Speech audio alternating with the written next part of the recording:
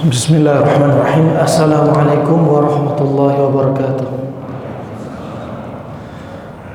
Alhamdulillah ala ihsanih wa syukru lahu ala taufiqih wa amtinanih wa ashhadu an la ilaha illallah wahdahu la syarika lah ta'ziman li sya'nih wa ashhadu anna Muhammadan abduhu wa rasuluhu ad-da'i ila ridwanih. Amma ba'd.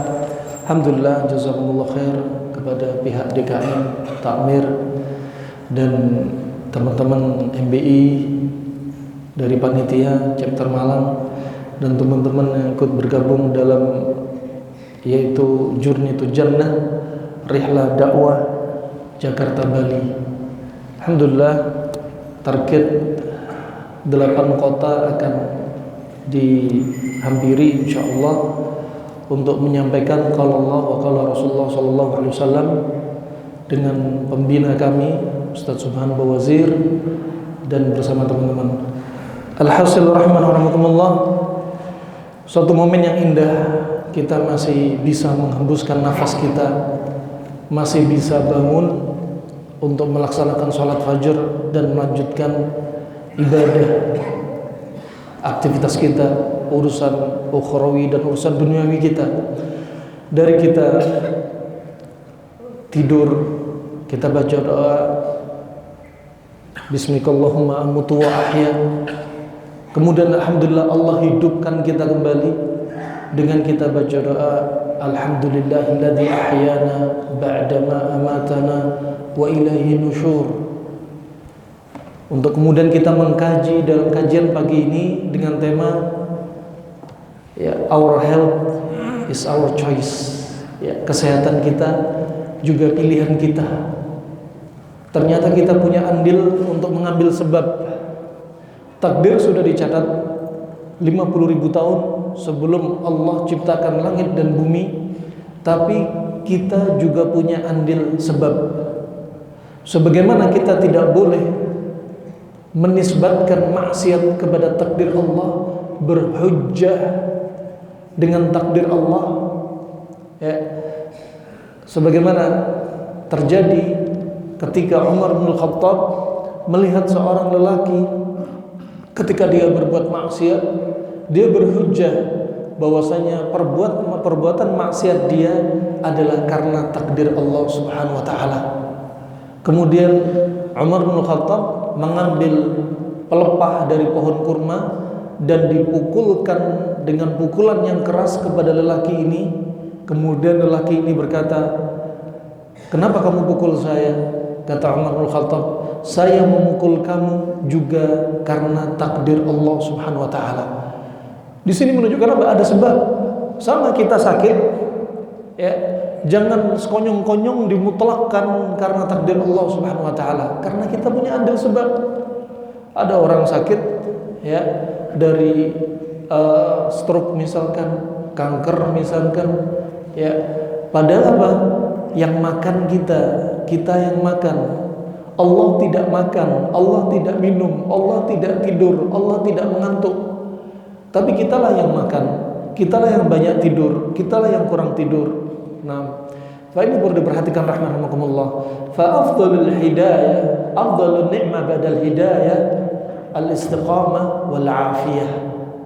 Ya, sebaik-baik nikmat setelah kita mendapat hidayah Islam adalah istiqamah dan al-afiyah. Ini penting.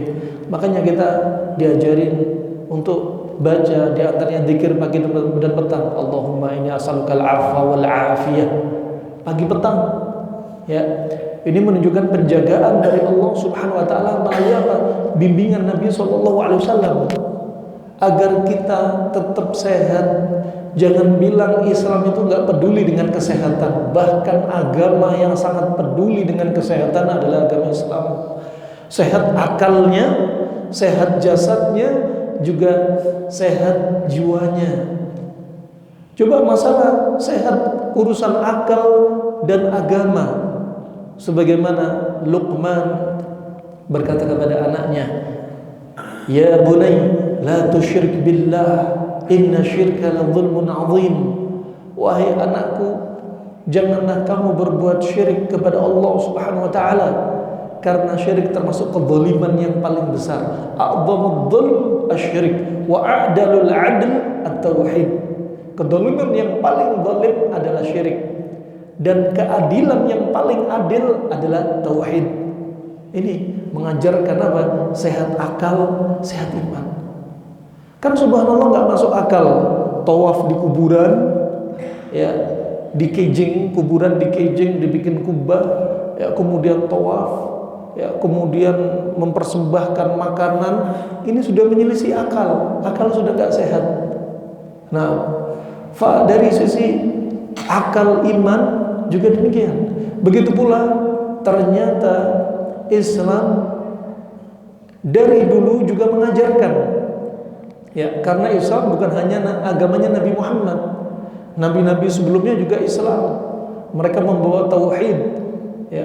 Ternyata zaman silam juga mereka faham agar keluarga mereka, agar umatnya Nabi mereka gak celaka.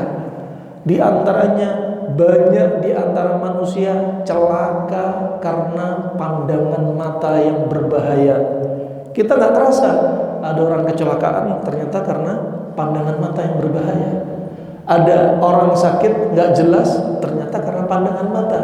Sampai-sampai Yaqub alaihissalam mewasiatkan kepada anak-anaknya, ya, yang mana terkenal sebagaimana kata Imam At-Tabari, putra-putra Nabi Yaqub terkenal dengan anak-anak yang cakep-cakep, tampan-tampan, terlebih Nabi Yusuf alaihissalam. Makanya Nabi Yaqub, karena dia takut akan ada malapetaka pada mereka, karena dalam pembahasan Tibbun Nabawi ada penyakit medis dan non medis, seperti karena ain, ya. Subhanallah, Nabi Yaqub berkata, ya baniya la tadkhulu min babin wahidin wadkhulu min abwabin mutafarriqah. Ketika anak-anaknya hendak masuk kota Mesir, diwasiatkan sebelumnya oleh bapaknya, wahai anak-anakku, jikalau kamu masuk Mesir, masuklah dari pintu-pintu yang banyak, yang terpisah-pisah, jangan satu pintu. Kenapa? Kalau masuk satu pintu, maka pandangan mata orang sekota Mesir akan tertuju, terfokus pada satu, yaitu apa? Rombongan anaknya Nabi Yaqub yang cakep-cakep semua. Sehingga apa? Potensi terkena ain. Makanya apa? Suruh masuk dari pintu yang beda-beda, sehingga apa? Mereka terkecoh, gak terfokus pada satu pandangan. Subhanallah. Wah, ini juga wasiat Nabi, ya, kepada anaknya. Demikian juga Nabi SAW diwasiatkan oleh Allah Subhanahu Wa Taala dalam firman-Nya, walladzina kafaru yatamatta'una wa ya'kuluna kama ta'kulul an'am. Dan adapun orang-orang yang tidak beriman kepada Allah, orang-orang kafir ini, mereka kalau merasakan lezatnya makanan seperti binatang ternak. Subhanallah, ajib. Ini isyarat dari Allah Subhanahu Wa Taala, kita kalau makan jangan seperti orang-orang yang gak beriman kepada Allah. Bagaimana cara makan mereka? Seperti binatang ternak. Sapi kalau melihat padang savana hijau, dia terus makan walaupun perutnya sudah besar, ya. Makanya kita nggak diajarin seperti mereka, ya. Makanya Allah juga melanjutkan dalam firman-Nya surat Al-A'raf ayat 31, wa kulu washrabu wa la tusrifu innahu la yuhibbul musrifin. Dan makan dan minumlah Anda dan jangan berlebih-lebihan. Allah gak suka dengan orang yang berlebih-lebihan. Ini penting. Jaga akal kita, iman kita, jaga jiwa kita, juga jaga fisik kita. Karena apa? Mayoritas penyakit sebabnya makanan. Mayoritas penyakit sebabnya adalah makanan. Makanya Nabi SAW telah mengingatkan, ma mala'a adamiyun wi'an syarran min batan. Gak ada yang lebih buruk yang masuk ke dalam tubuh anak Adam ini yang lebih buruk dari wadah perutnya ini. Subhanallah. Ini sudah wasiat Nabi, menunjukkan apa? Nabi perhatian dengan kesehatan umatnya, diwasiatin. Berarti yang paling buruk yang kita penuhin ya perut kita, bukan telinga kita, bukan hidung kita, ya. Tapi apa? Mulut kita kemudian masuk ke lambung kita, kemudian masuk ke usus kita. Kemudian apa kata Rasulullah? Bihasbi bini Adam ukulatin hatta yuqimna sulbah. Wah, anak Adam kalau makan cukup sebenarnya.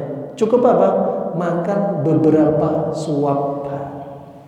Namanya beberapa suap, bukan beberapa tambah beberapa tambah beberapa tambah beberapa. Ya. Beberapa suap hatta yuqimna sulbah, sampai tulang punggungnya tegak.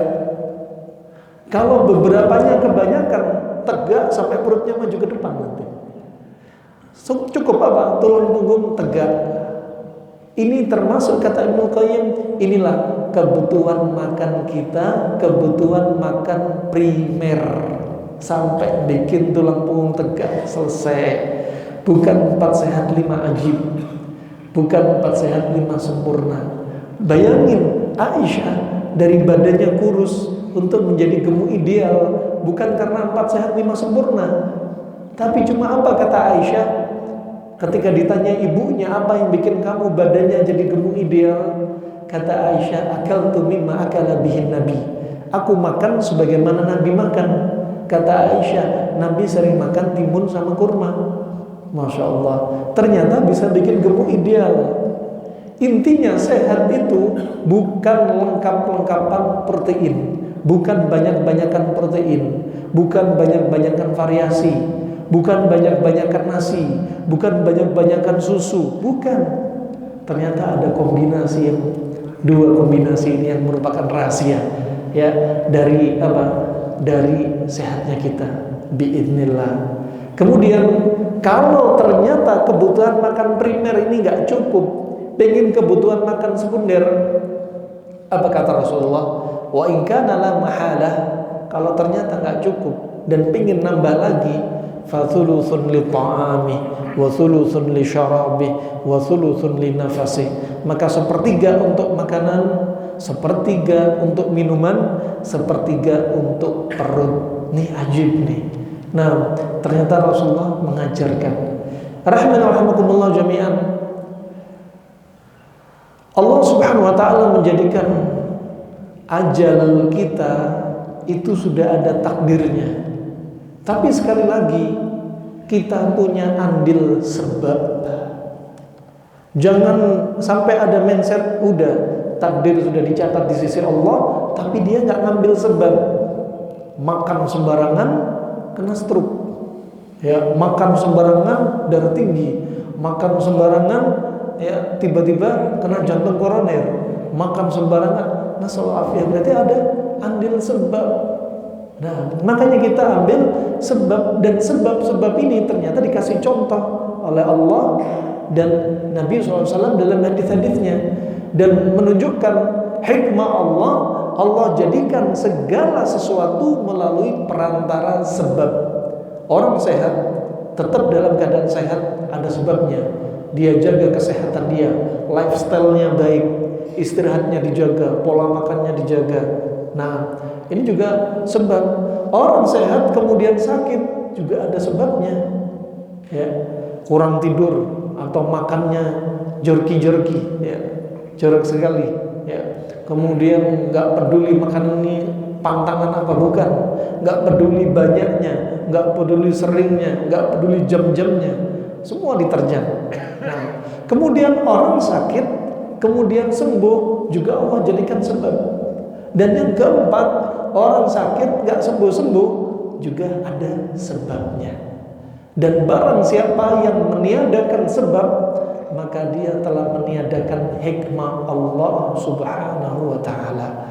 Itu yang perlu dihadirkan. Rahman wa rahimakumullah jami'an. Salah seorang ulama salaf, Ibnu Rajab Al-Hambali, yang terkenal dengan kitabnya Lataiful Ma'arif, dia meninggal usia dia di atas 100 tahun. Dan pernah dia berjalan dengan murid-muridnya. Waktu itu dia melewati satu parit bersama murid-muridnya. dan parit ini mengelilingi. Ya, jalan mereka nggak bisa dilewatin kecuali harus melompati parit. Parit sangat dalam, ya, harus diloncati, dan jaraknya parit dari sini ke sini, ya, lumayan jauh. Apa yang dilakukan Ibnu Rajab? Dalam usia 100 tahunnya dia loncat dari sini melewati parit. Ya. Kemudian murid-muridnya bilang, waduh, kakinya patah nih lagi. Orang 100 tahun loncat, ya, khawatir sendinya nyangkut, khawatir jatuh, kemudian patah tulang, khawatir loncat nggak nyampe, ya kan? Subhanallah, ternyata masih fit dan bisa loncat. Kemudian ditanyai oleh para muridnya, ya, kami khawatir, dan kenapa kamu bisa kuat seperti ini? Apa kata dia? Hafidna as-sihha inda sigharina fa hafidhanallah inda kibarina. Kami jaga kesehatan kami ketika kami masih kecil, ketika kami masih muda, dan Allah jaga kami ketika kami sudah tua. Berarti ada sebab. Ada sebab. Nah, ini perlu diperhatikan. Ternyata makanan nih punya faktor besar, ada sebabnya, dan Allah dan Rasulnya sudah menjelaskan, yang menunjukkan bahwasanya surat Al-Maidah ayat ketiga nggak main-main. Ternyata betul-betul Islam menjelaskan, termasuk urusan kesehatan.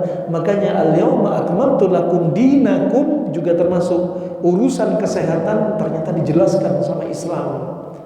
Ya, falyanzuril insanu ila ta'amih. Maka Anda semua hendaknya melihat makanan yang Anda makan, halal haram, sehat apa enggak, pantangan apa bukan bagi kita, bikin penyakit apa enggak, itu perlu diperhatikan.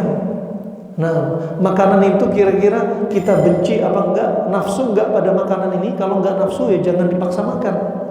Nah, wa kulu washrabu wa la tusrifu, kalau makan jangan berlebih-lebihan. Perlu kita tadabburi, walladzina kafaru yatamatta'un. Ya, orang-orang non-muslim kalau makan seperti apa? Seperti hewan. Walladzina kafaru yatamatta'una wa yaquluna kama ta'kulul an'am. Juga kita perlu tadabburi. Islam juga memberikan di sana ada isyarat-isyarat. Di antaranya Allah sampaikan pesan, sunnallahilladzi atqana kulla syai'.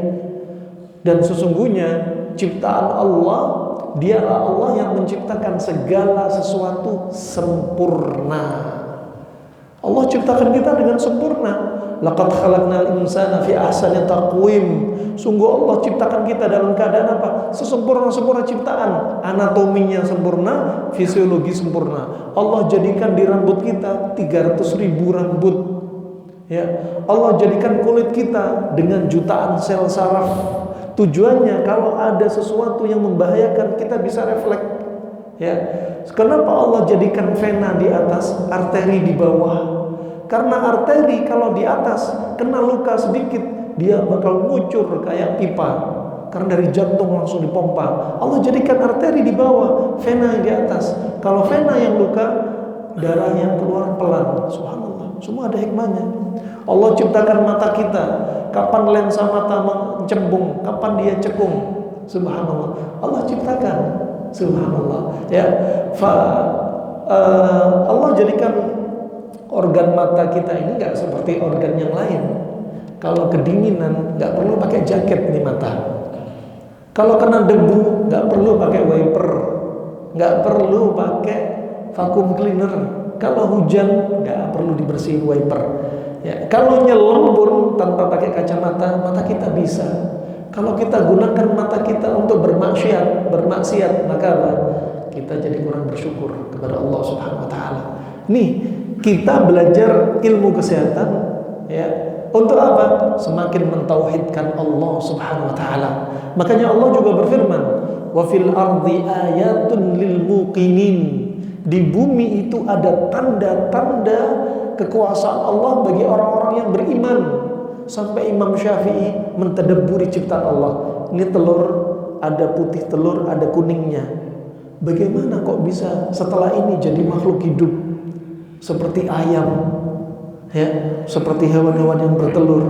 Nah, kemudian juga Imam Ahmad juga mentadabburi ketika membaca kitab, kertas yang kita tulis di atasnya ini ternyata juga bisa dimakan rayap.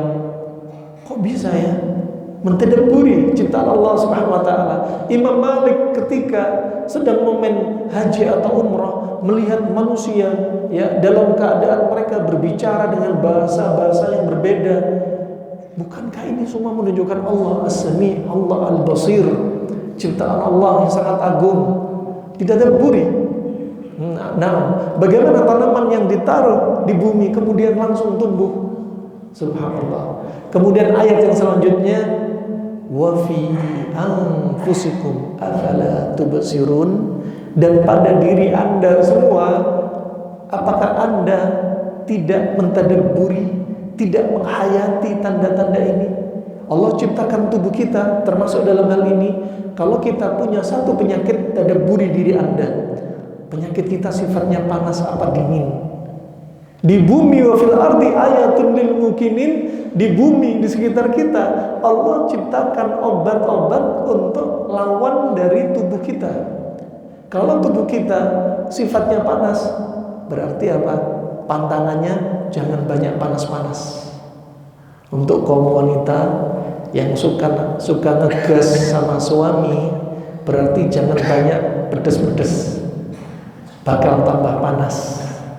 Nah, untuk orang yang sudah punya asma, berarti jangan banyak es, jangan banyak timun, jangan banyak semangka, sekarang sama-sama dingin. Wa fil ardi ayatun lil muqinin wa fi anfusikum afala tubsirun. Ayo kita tadabburi. Untuk apa? Semakin mentauhidkan Allah Subhanahu wa taala. Rahimani wa rahimakumullah jami'an. Subhanallah, masih banyak hadis-hadis yang belum kita angkat terkait dengan kesehatan saja, masih banyak belum kita ketahui. Mungkin selama ini ada kajian akidah, kajian tauhid, kajian tafsir, kajian usul fiqh, kajian fikih, banyak kajian bahasa Arab dan sebagainya. Tapi ada kajian ternyata kesehatan juga perlu dikaji. Itu penting. Kata Imam Syafi'i apa? Ilmu kesehatan itu thuluthul ilm, sepertiga dari ilmu, kata Imam Syafi'i. Penting makanya untuk tetap istiqomah ibadah butuh sehat. Kalau sudah sakit gara-gara pola makan, pola hidup gak baik, maka apa? Jadi gak istiqomah ibadah. Itu kaitannya. Subhanallah, contoh hadis Nabi SAW yang mungkin kita, kalau kita baca hadis ini, kalau kita nggak paham konsepnya, kita baca hadis ini datar-datar saja. Padahal ada pelajaran dari Nabi, dibahas oleh ulama ahlul Islam. Perlu dipahami, kedokteran Islam, bapak kedokteran Islam bukanlah Ibnu Sina. Masih banyak yang lebih mahir yang mendahului Ibnu Sina. Di zaman Nabi SAW, dokter di zaman Nabi ada 3. Al-Harith bin Kalda, Ibnu Abi Ramthah, dan satu lagi dari Ethiopia. Kemudian di zaman setelah Imam Bukhari tahun 251 Hijriah ada Abu Bakar Ar-Razi. Ya, Masya Allah, dia ada dan sudah terdepan. Dan Ibnu Sina baru lahir 60 tahun setelah Ar-Razi wafat, dan seterusnya. Kemudian ulama Islam ini membahas hadis Nabi SAW. Di antaranya Nabi bersabda, la tashrabu la tamussu ma massan massan wa la tashrabul ma abban fa innal kibar liman yashrabul ma abban. Ya, kata Nabi SAW, Anda jangan minum air sekaligus. Ya. Karena apa? Karena penyakit liver itu muncul barang siapa yang minum air sekaligus. Nabi bicara tentang penyebab penyakit. Coba. Loh, apa kaitannya penyakit liver? Gangguan masalah hati kok bisa gara-gara minum air sekaligus? Coba. Biasanya kita kalau minum air, ya langsung minum, semua diminum, kluk kluk kluk kluk kluk kluk. Ternyata bukan itu bimbingan Nabi. Minumnya apa? Pelan-pelan. Masal ma masal. Minumnya pelan-pelan, jangan sekali nafas. Ya, jangan sekali nafas. Karena penyakit liver muncul bagi mereka yang minum sekali nafas. Coba, betapa Islam perhatian dengan penganutnya.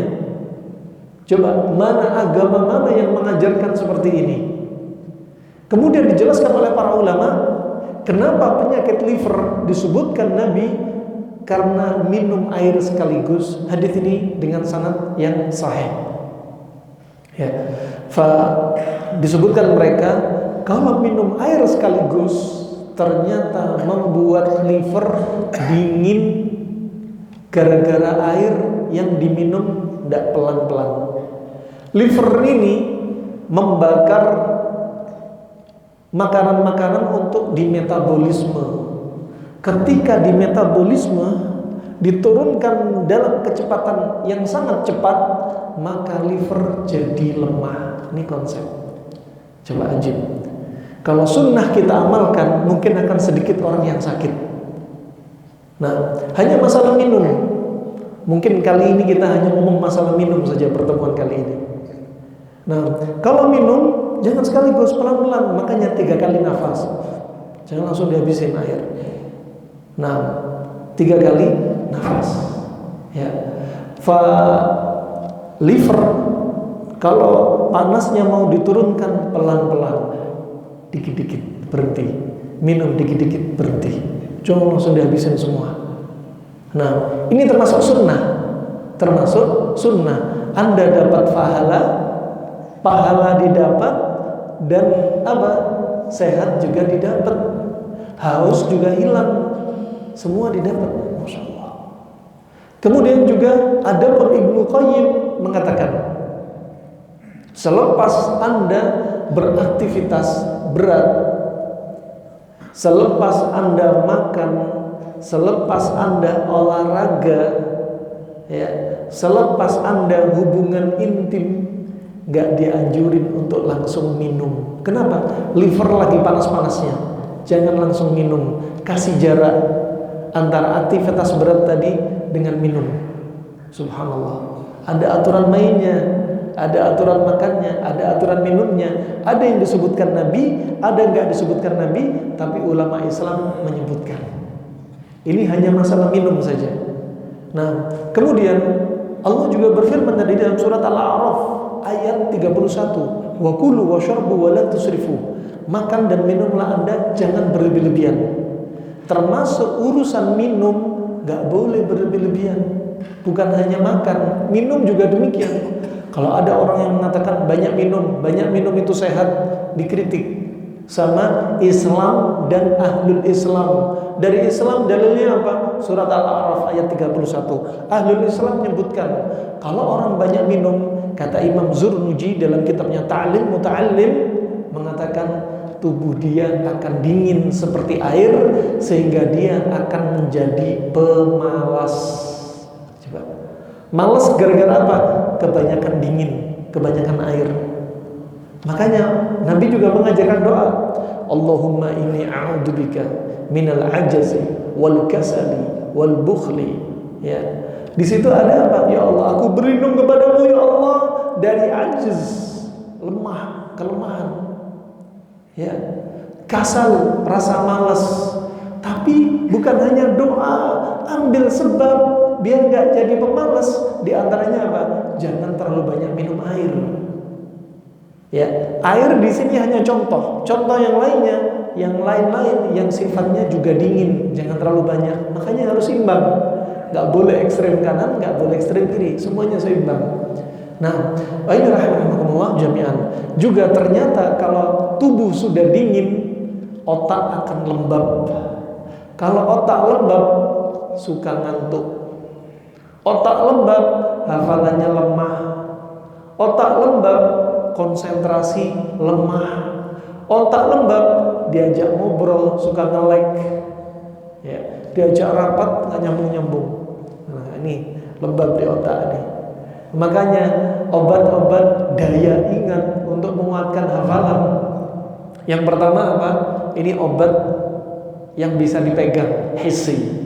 Apa? Kalau orang klasik madu, kismis, kurma, jahe, kemudian luban, getah pohon luban, kemudian apa? Kambing jantan.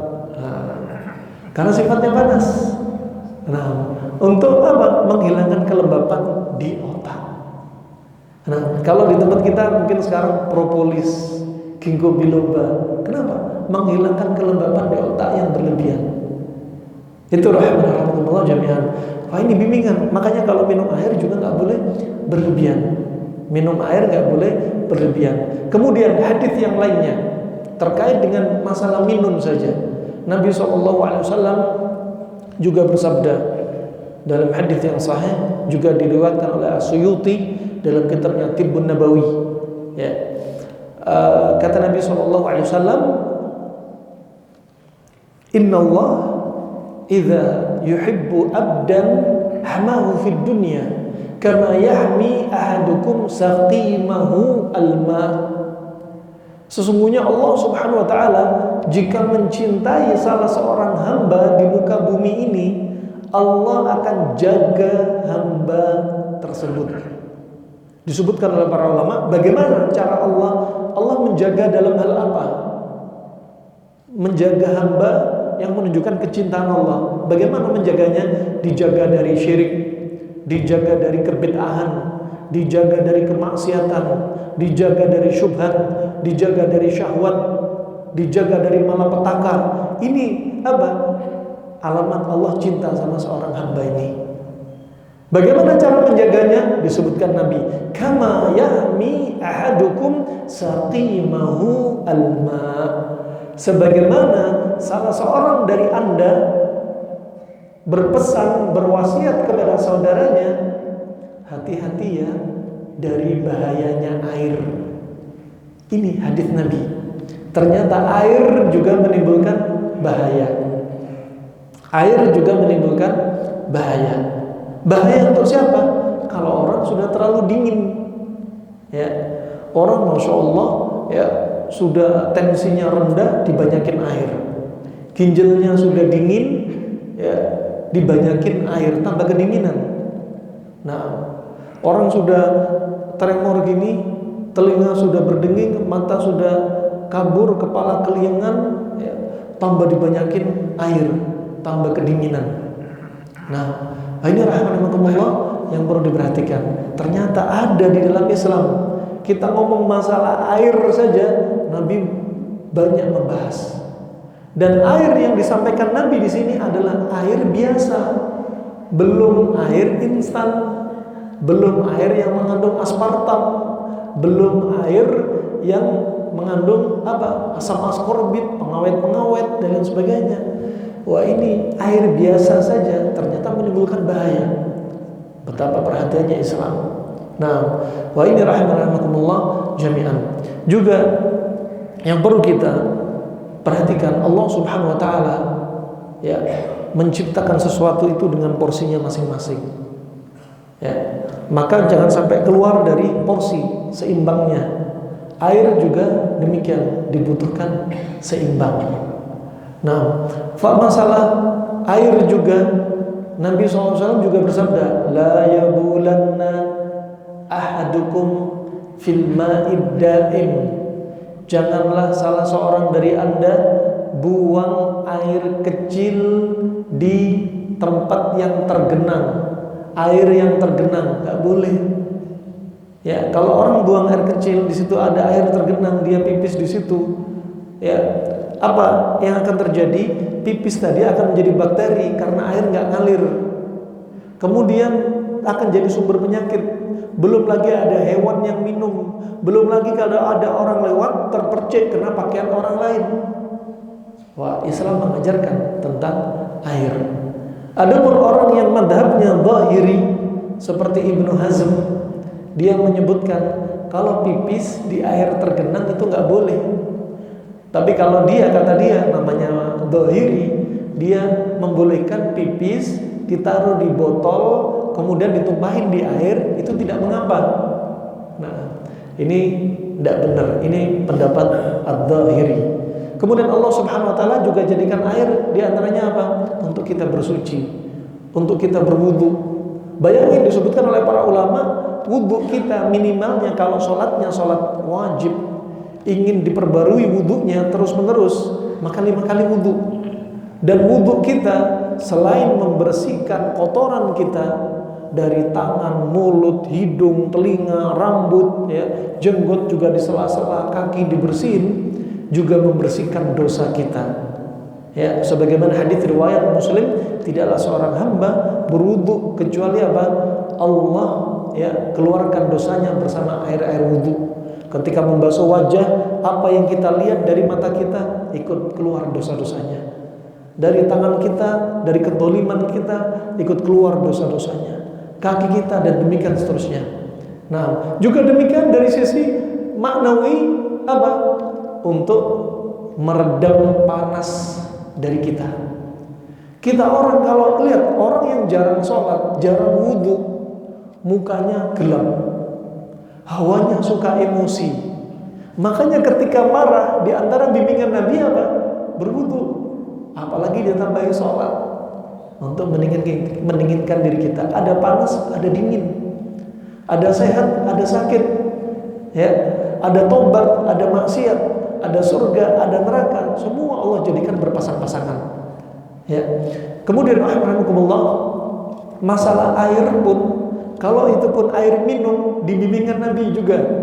Idza waqa'ad dzubab fi ina'i ahadikum falyaqmisu thumma liyanzahu fa inna fi ihday janahida wa fi ukhra shifa. Kalau ada air minum dari bejana Anda maka masukkan lalat, maka cepat-cepat celupkan, kemudian cepat-cepat buang, jangan ditunda. Karena pada satu sayapnya bawa obat, satu sayapnya bawa penyakit. Satu sayapnya ribuan bakteri, satu sayapnya ternyata bawa satu bakteri untuk membasmi ribuan bakteri. Coba ajib.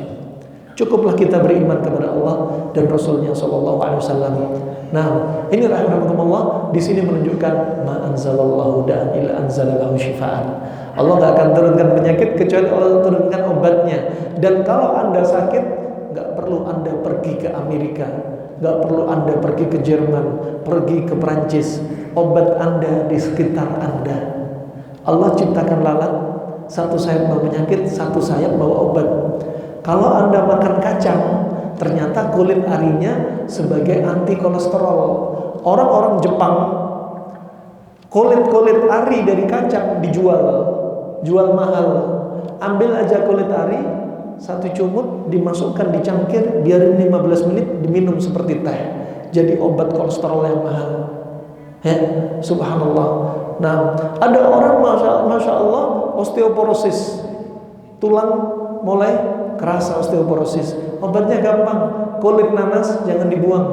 Kulit nanas ya ditaruh di tulas, difermentasi, ya bisa ditambah kultur atau bisa ditambah gula, biarin 7 hari, 12 hari diminum. Ternyata masya Allah obatnya osteoporosis. Nggak usah jauh-jauh. Ya. Ada orang subhanallah pernah kami dapati ibu-ibu nggak punya air ludah, nggak punya air mata. Airnya sudah habis. Karena kita konteksnya ngomong masalah air. Ternyata usut, punya sedih yang mendalam, punya masalah sedih. Karena sedih itu membakar api terlalu tinggi sehingga kelembapan di tubuh hilang, darah jadi kental, kulit jadi kering, kaki pecah-pecah, bisa jadi batu ginjal, tensi naik karena kurang dingin. Kemudian air mata pun tidak keluar, air ludah tidak keluar, sampai akhirnya impor air ludah harganya 7 juta. Padahal bapak dikumpulin sini air ludahnya, masya Allah, ya mahal nih, subhanallah. Obatnya apa? Obatnya diatasin aja apa yang ada pada diri Anda. Move on dari sedih dan kasih penawar sedih. Konsumsi talbina, ya, dan yang dingin-dingin. Wallahu a'lam bishawab. Sisa dari waktu 10 menit mungkin bisa kita lanjutkan dengan tanya jawab. Barakallahu fikum. Silakan Bapak Ibu sekalian, kita lanjut dengan dialog sampai dengan pukul 6 pagi. Terima kasih. Assalamualaikum warahmatullahi wabarakatuh. Kaitannya dengan air yang tidak boleh diminum selepas kita beraktivitas berat untuk mengatasi kalau kita berolahraga. Dan itu di sela-sela olahraga itu kita mungkin haus. Nah itu bagaimana? Karena kan kita akan beraktivitas berat. Terima kasih.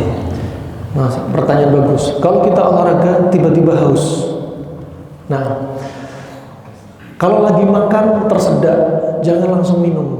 Ini dari kedokteran Arab klasik, bukan dari Nabi. Minumnya sedikit aja untuk menghilangkan kesedak. Alasannya saya kesedak kalau nggak minum. Minumnya 1 liter. Ya, ini namanya syahwat. Kemudian kalau olahraga, gimana kalau nggak minum? Kadang tenggorokan kering. Minum hanya sedikit. Yang tidak boleh tadi seperti apa? Minum sekaligus, tubuh langsung diturunkan dalam kecepatan drastis.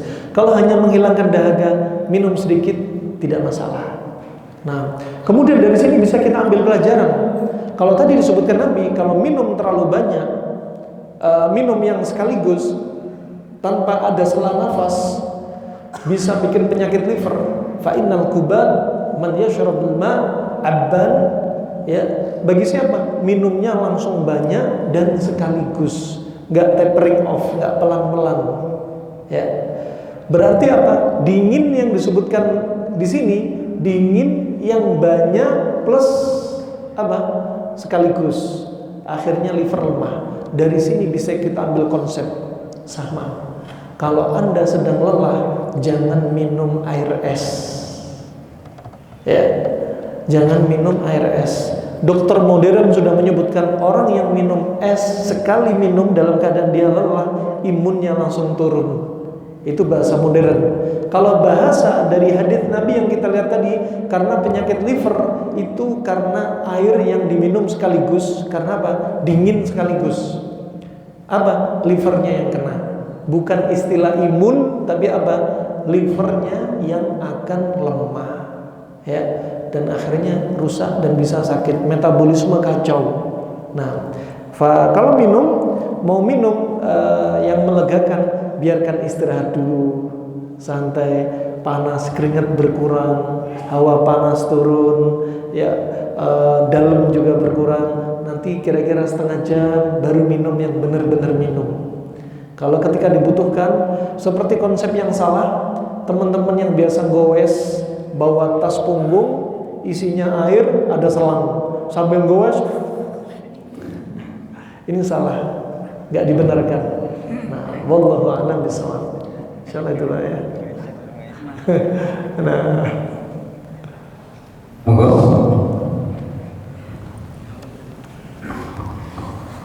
Bismillahirrahmanirrahim. Menurut penjelasan menurunkan gula, terus obatnya apa?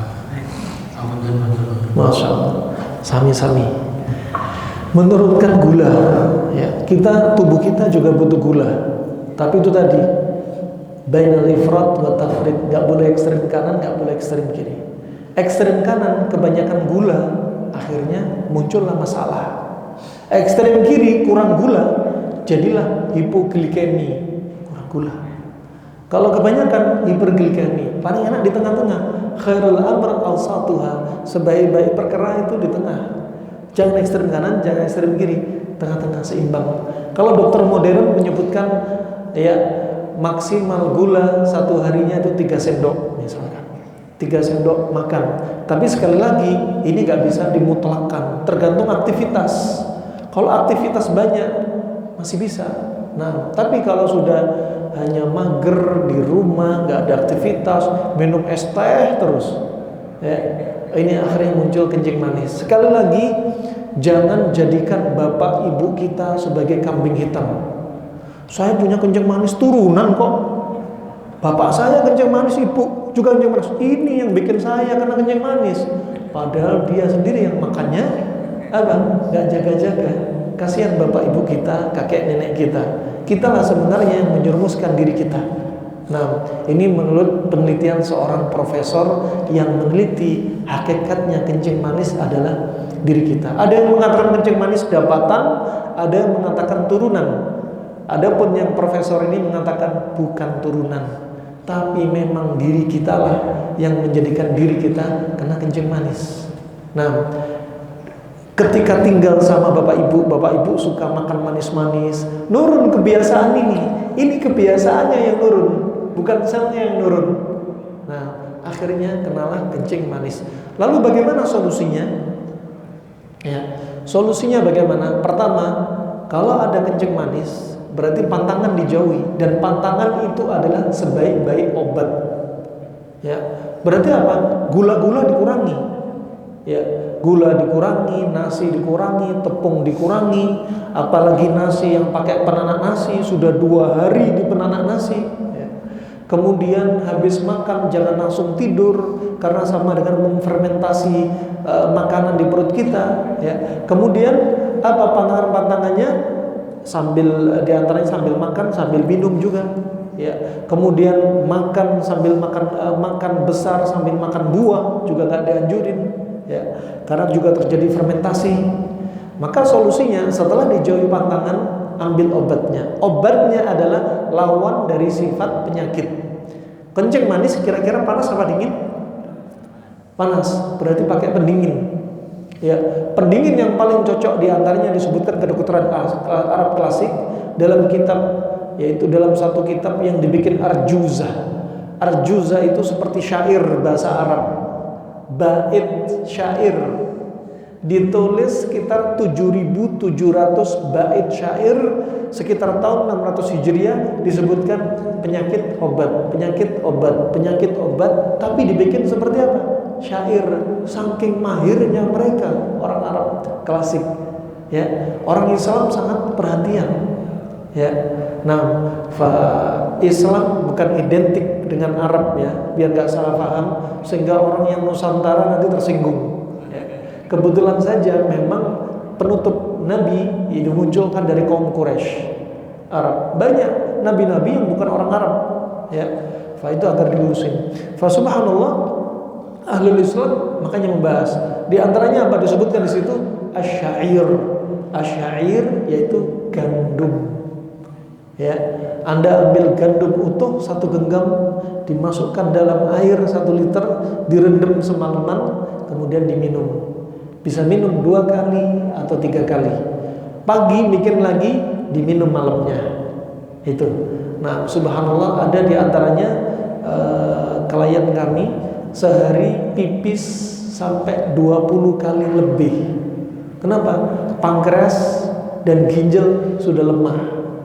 Subhanallah, setelah melakukan cara ini 2 pekan, hanya 2 pekan, subhanallah, langsung normal. Pipisnya sehari cuma 5 kali. Ya, sehari 5 kali.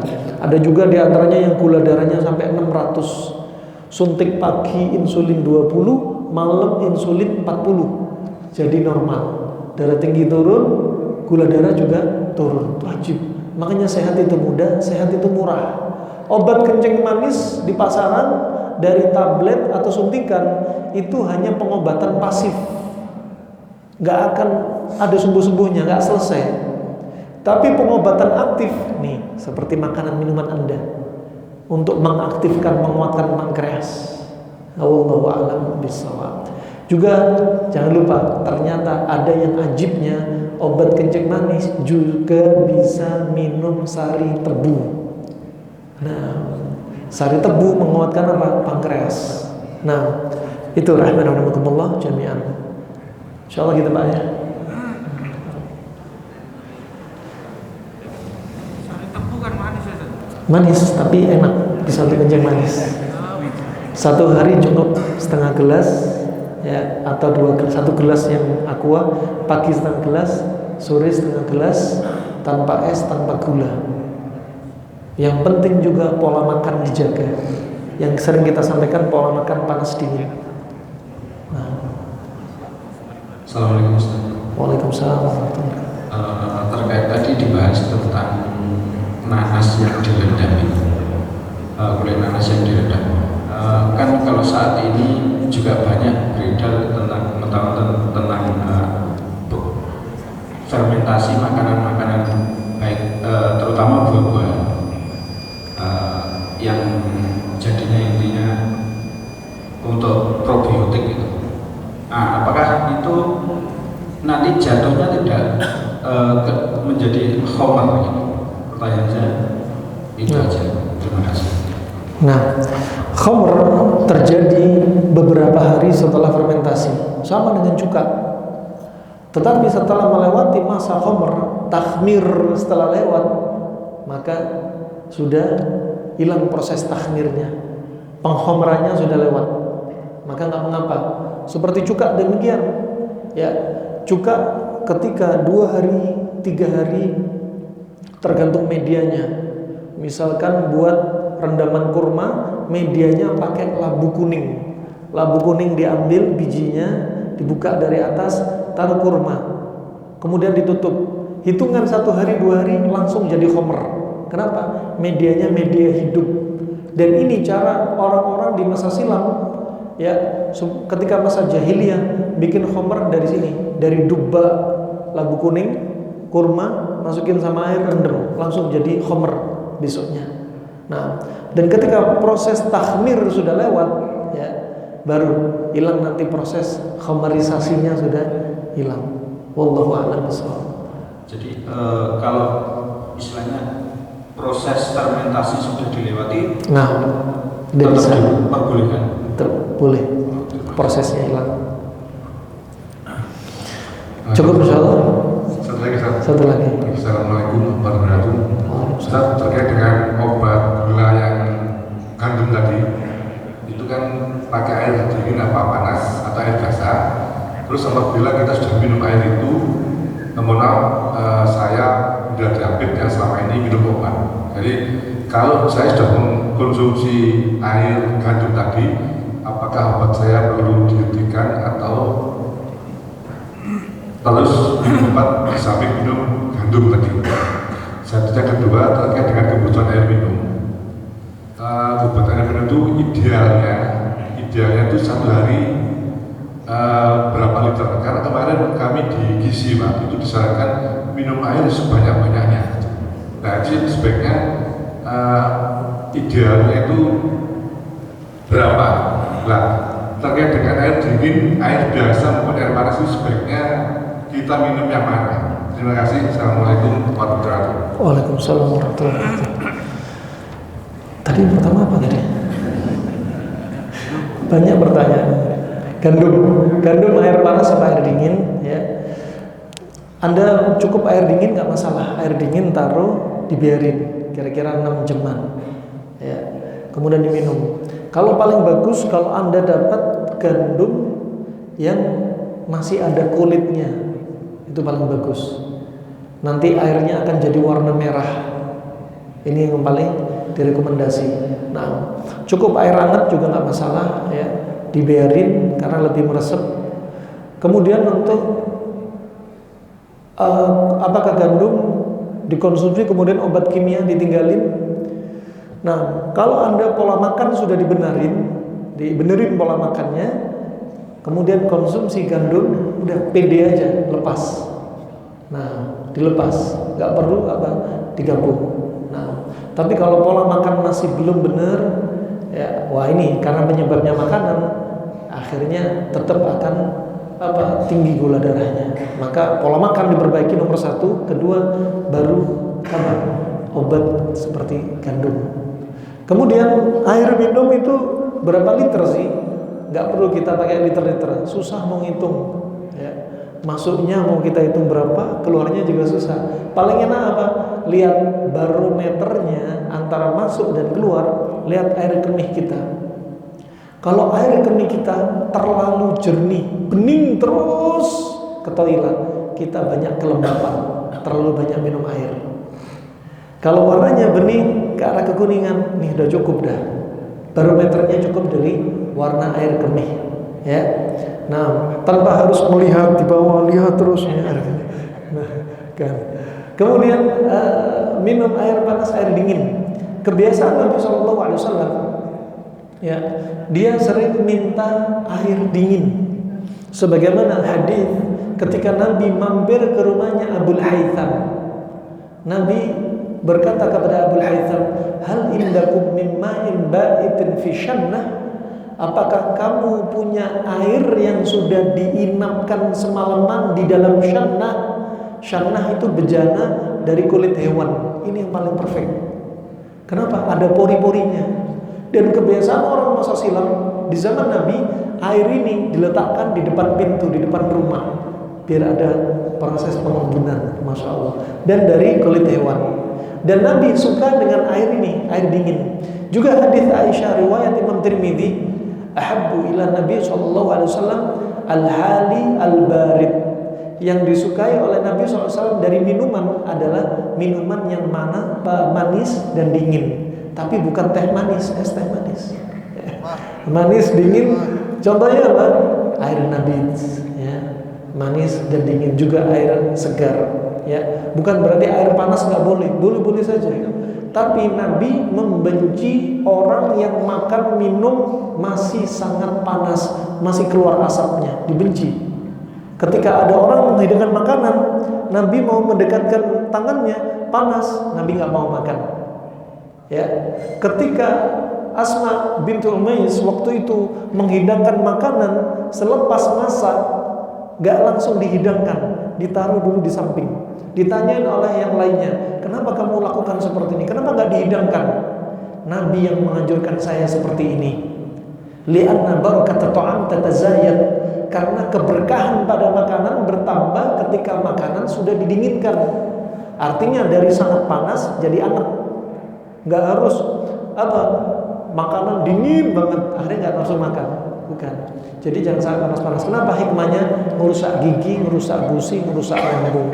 Ya, ini menunjukkan apa? Islam sangat perhatian. Juga demikian air, ngopi jangan panas banget. Panas banget. Bakso masih keluar asapnya. Wah, ini perlu didinginkan sama es kelapa muda. Nah, maka bisa jadi makruh yang masih kondisi sangat panas. Tunggu sampai hangat. Coba semua sunnah amalin. Niscaya kita akan jarang sakit biidznillah. Nah, sebaliknya jangan ekstrim kanan. Maunya sakit terus. Kenapa? Biar dosa saya habis. Bukan gitu, salah mindset. Jangan ekstrem kiri juga, nggak pernah sakit. Orang nggak pernah sakit seumur-umur hidup, ciri-ciri penghuni neraka.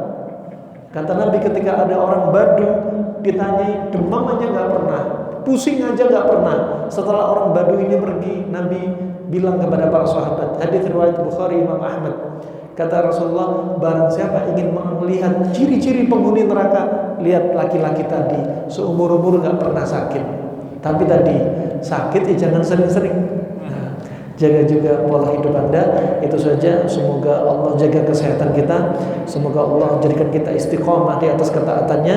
Dan semoga Allah angkat orang-orang yang sakit di antara kita, baik sakit hati ataupun sakit fisik. Dan semoga Allah berikan petunjuk kepada para pemimpin kita dengan sebaik-baik petunjuk. Dan Allah wafatkan kita dalam keadaan husnul khatimah. Amin ya rabbal alamin. Bapak tutup. Kita tutup dengan doa kafaratul majlis. Subhanakallahumma wa bihamdika asyhadu an la ilaha illa anta astaghfiruka wa atubu ilaik. Wassalamualaikum warahmatullahi wabarakatuh.